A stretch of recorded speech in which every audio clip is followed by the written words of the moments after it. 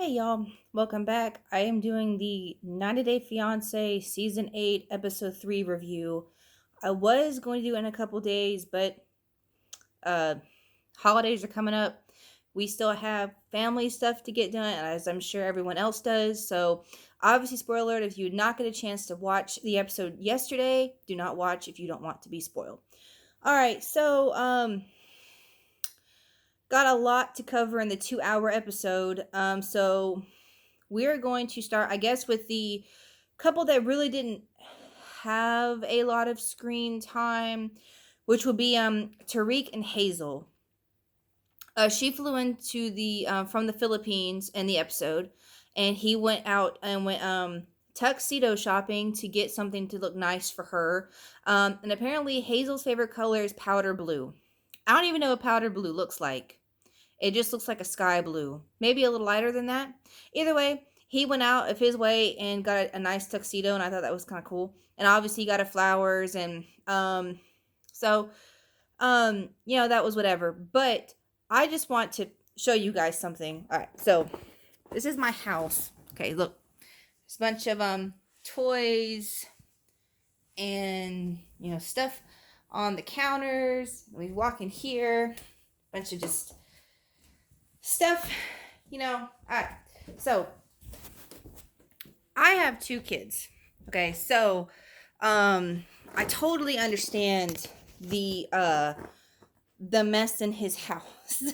And she said it was messy, and this is messy to me. I'm not even done cleaning. I still have the other half of the house, and I still need to finish up the kitchen.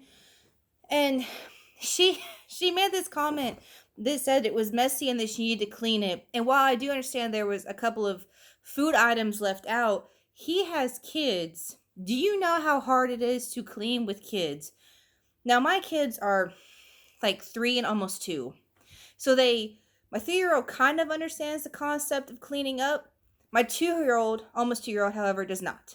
So while I can keep saying you need to pick up, they're still going to make a mess. So I just thought it was absolutely hilarious. All right. Well, anyways, to end theirs, he still has to tell them.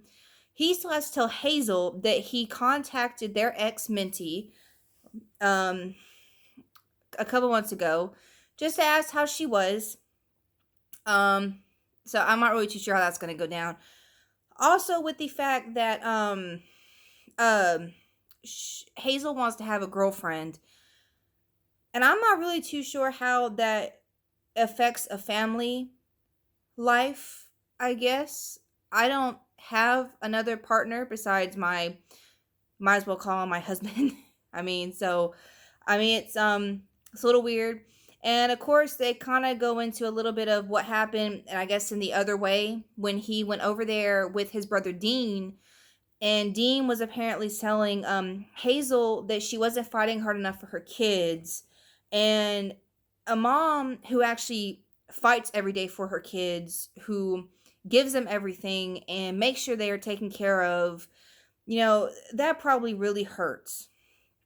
I mean, I have been called a bad parent before, and I don't know what hurt me more, from the fact that it was said by someone I didn't think it was going to come from, or the fact that somebody really thought that I was a bad parent. I love my kids. They are gremlins. I am not even going to lie. They can be an absolute nightmare, but I love my kids, and they get everything they need. Medical attention if required. I have been to the pediatrician, I can't even tell you how many times, to fight for my daughter to get tubes put in her ear. It's so I can imagine if my own sister had said anything to me, I probably would have punched her in the face. But me and my sister don't have a good relationship anyway, so I guess that would have been the real tipping point for me. But then they said that Dean went and married a chick from the Philippines and moved out there and was being a massive hypocrite. So now they don't speak. So I'm interested to see if he's going to come back into the season. Probably not, because it's probably going to be more focused on them finding a girlfriend. But that was kind of really it for them. So I guess we'll move on. I guess we need to start with Andrew and Amira. I totally forgot about them because I did not. You don't see them. I didn't see them at all in the first 2 episodes. So Amira is from France, and Andrew is in from California.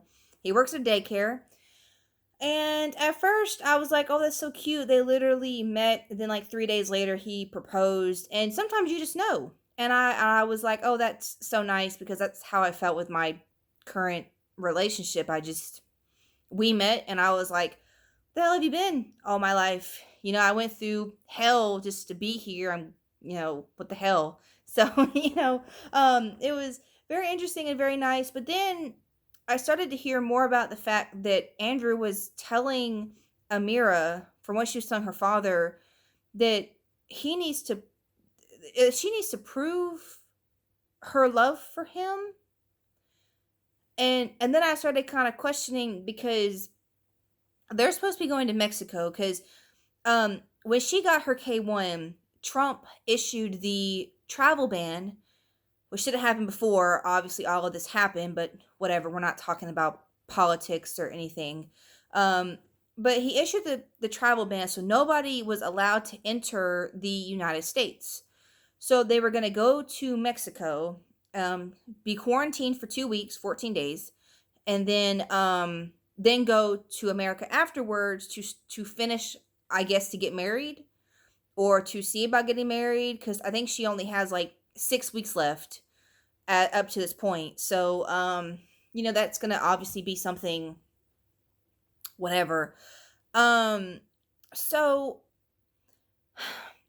she Amira was telling her father that Andrew apparently has spent a lot of money on them, which is understandable, because obviously you have to be the one that does the K1, excuse me, visa process, which, I mean, is apparently really expensive.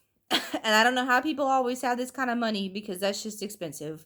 So, I mean, I'm a little worried, because I kind of feel like maybe Andrew is manipulating her emotionally.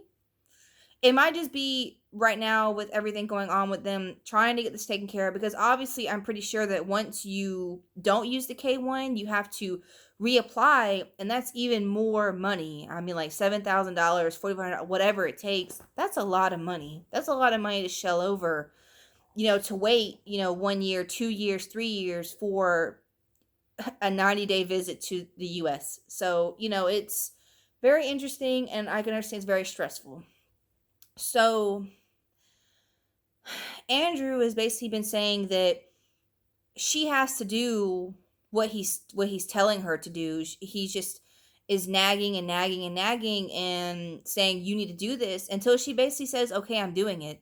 And that's not really going to work. You can't force somebody to do anything they don't want to do. And if they don't feel comfortable traveling to Mexico because of the COVID-19, then they should not be doing it. And I think that you sitting there saying that you need to prove your love for somebody, if what she's doing is not enough for you, then you need to find somebody else. Plus, plus, they have the mention of kids. So she apparently has been changing her mind about having kids, which happens, which is fine. You don't have to have kids, but he wants kids. So that right there is already a signal that they're not going to last, because if he really tells her that she has to change her mind, there's just no reason for that. Now, one of my, I guess we don't really talk anymore, but one of my old friends, they're separated now. But when she got with her husband, then he basically said that if you didn't have kids, then they weren't going to be together. And so she had kids, despite not wanting them. But now she loves her kids, and I hope that she's taking care of them finally. That's a whole other long story, and I'm not going to drag her into the dirt. But there's a difference in, if you don't want kids and somebody forces you to have kids, it really does put a resentment in the relationship. I'm just going to go ahead and say it. If you don't want kids, don't be with somebody who wants kids. And if you want kids, don't be with someone who doesn't want kids, because you changing their mind makes you a dick. Part of my language. Just part of my language. I'm just blatantly saying that that is exactly what it does. All right, so we're gonna move on now to Brandon and Julia, or Julie, or whatever her, whatever. So she flew in, And they spent the whole day with his parents, and then the following day his mom had all of this stuff planned out for them to do. And of course she's all upset because they slept in. I don't know, have you ever taken an over 24-hour flight to get somewhere? You're going to be jet lagged, time different, you're tired, it's going to be a big adjustment for like a couple days. So they're taking them out to see Washington, D.C., all the memorial sites, just a bunch of stuff around the town. I've never been to Washington, D.C. I'm sure there's a bunch of stuff to see, but it's not really, I don't want to say that I'm not trying to be mean. I just think that his mom really should have given them some space for each other, because technically this 90 days is about them and if they're going to get married, not about you being all up in their face 24/7. She almost reminded me of um the moms from the I Love a Mama Boy episodes. I don't know if any of you guys have seen them. I did reviews on those. So obviously, you want to check those out. That's cool. But that's kind of what she reminds me of. She reminds me of one of those, you have to do everything with me, and that's just gonna be it. So, they go around, they see the sights after they all get ready, and then Brandon goes to talk to his mom, Betty, about the sleeping arrangement because Julie has said that she wants it to change. There should be no reason they're not sleeping in the same bed. However, I do understand if you're not going to be safe, that's how you end up pregnant. So I kind of understand. But at the same time, it is what it is. I feel like whatever. Um, so Brandon tries talking to his mom, and she's basically like, nah, it's not happening. It's a red flag. You know, um, you're not going to be put in a position where you need to choose. You're going to move out. He has no money, whatever, whatever. So right now, it's financially better for them to be living at his mom's house, which is fine. But once they get married, a lot of stuff does change, and they both need to be a priority in each other's lives. So I'm I'm really looking forward to seeing how this goes out, because obviously she ends up pregnant. So I'm just really I I'm really more just curious of how it's actually going to go down, because right now I don't really care for his parents just because they want to be upset because he made dinner reservations somewhere else. But like I said, it's not about them, it's about the couple. They have 90 days to get married, or they have to go home. So you can't be wasting all of this time, whatever. All right, so now we're going to get to Jovi and Yara.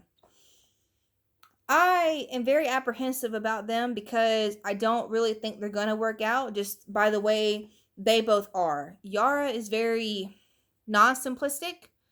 She likes stuff to be nice, and Jovi is not. So, obviously, in this episode, they go to his mom's house, and she made some. I have no idea how to even say it because I'm pretty sure I'm going to butcher the hell of it, but it's just a stew, and you put like shrimp or crabs or whatever in the stew, and it's whatever. And of course she lives out in the bayou, which is literally in the middle of nowhere. It's middle swamp. And so Yara ends up agreeing to stay out there for the night. And of course they're talking about wedding plans, what's going on. You're gonna have it here, your grandparents would like to be involved. And Yara says that she would like for everyone to be there. Her parents, his parents. If that can't happen right now, then they just want to do a quick wedding and then be done. And of course, they're both upset over it. And let me just go ahead and say this. If you've never watched the 90 Day Fiance stuff before, Michael and Angela ended up getting married over in Nigeria because her mom could not travel and she was going to have something up there with her family. That's what she wanted, but that's not what happened. And of course, her mom ended up passing 10 days after. Or, yeah, it was just very sad. She passed, and so, it's whatever. And I understand people wanting their families to be there, and nobody should be criticized or scrutinized or put down because they want to have a bigger wedding when people can actually come and visit. So I understand if you want to do a quick wedding and it's over, and then when everyone is over there and can be over there, because obviously, apparently, you have to apply for a visitor visa in order to go to the United States, I think, is what everyone has been saying. So, that obviously will take time too. So it's just one of those, I totally understand. I totally understand. And it is, yeah, you can be upset about it, but don't sit there and don't sit there and tell her that she's wrong for feeling that way. So of course she didn't like the stew. It didn't have a lot of flavoring. And let me say this, Jovi saying that she has to learn to like this stuff. Let me just go ahead and, I don't like a lot of things. I am a very picky eater. I don't like seafood. I cannot stand shrimp, crab, all of that. I cannot stand it. I will not be forced to like anything or grow to like anything for a relationship to work. I would rather eat your damn fruits than sit there and listen to that. Jovi, to me, I can't even say a nice word about him. He just sounds like he's a jerk. And while, he's sitting there saying it's Yar's way or no way, I kind of feel like it's his way or no way. Otherwise, the relationship will not work, because you have to compromise in a relationship. I'm sorry, but you do. So I am very apprehensive about them. I don't know if they're going to make it. I don't care if they make it. I don't really have anything against Jovi and Yara. I just don't like Jovi.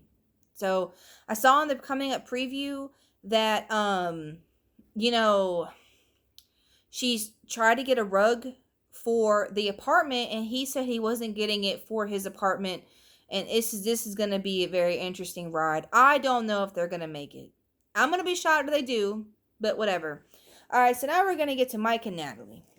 So let me get something to drink, because I've been talking a lot, but I apparently missed that he kicked Bo out in the last episode. I don't know how I missed it, but he kicked Bo out of his house, and I am extremely upset about it. I am extremely ill at Natalie, and I totally understand why Mike has not given her the ring back, because that is literally all she was saying in the episode, is that she has not gotten the ring back. She doesn't feel secure without it. She gave it back to him in the last season. So I'm not even. So hold on. So Mike and Natalie has got under my skin with her. So he had to tell Bo that he had to leave. And I missed it. I don't know how the hell I missed it, but I did. So when Natalie gets there and they're walking around Washington, they meet up with Bo and they have lunch, breakfast, whatever it is over there. And of course, it is so awkward. It is so awkward. And Natalie thinks that Bo is very stylish. He's a little bit of a drinker, whatever. And then of course, Natalie makes a statement to the waiter that she doesn't have a ring, but she's there for a wedding. It's a surprise. Whatever. You don't say that kind of stuff when you're out at a restaurant. You just say, we don't know yet. It'll be happening soon. Whatever. Don't say anything about the ring, because obviously there are issues that they need to work out. So the entire time that she is there, it has just been nothing but complaining to the producer. His house is small. His house in the middle of nowhere. And I agree. It's always the houses in the middle of nowhere that are the subject of horror movies. I love horror movies, but it is always the case. Cabin in the Woods, which technically that was more of a animatronic setup thing, but still, Evil Dead, all that stuff that ends up with you just being alone, surrounded by woods, bad stuff happens. And of course it snows. I cannot live anywhere where it snows. I am just not built for cold weather. So the entire time she's just complaining, and it's a small town, not really a lot to do, and it's a lot to adjust to when you're used to living in the city. Like, if you were to go from Georgia to New York, it would be a big adjustment. So it's a lot. It's just a lot to take in. So of course Mike has a cat, Boo Boo, and I think she is just so cute, But of course, Natalie is a dog person. Well, he has a cat. So now you need to get over the fact that he has a cat. And you need to love the cat. So that's just that right there. So the house is too small for her. It's just everything that she is just not liking this at all. So of course in the next episode they're already fighting. It's what is she going to do? She needs time for herself, blah blah blah.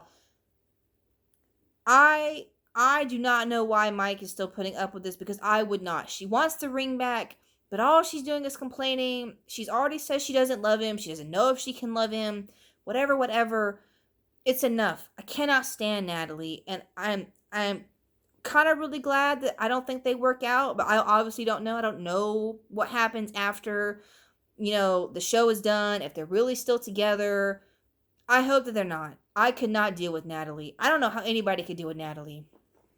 All right, so I think that is everybody. Obviously, in the next Sunday, I don't know if it's next Sunday. I don't know if they're taking a break, but either way, in the next episode, we get to see about Zed and Rebecca if his visa did get approved.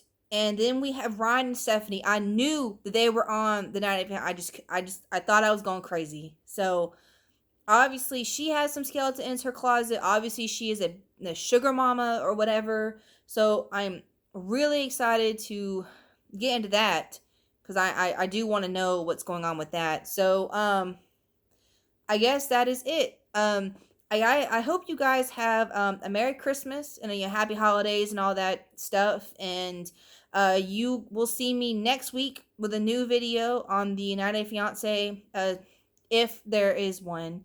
If not, obviously you'll still see me when I can do the Love After Lockdown, Lock After Lock, whatever it is, the Life After Lockup show that I'm still currently searching for. So, I guess that is it. You guys have a great day, and y'all talk to y'all later.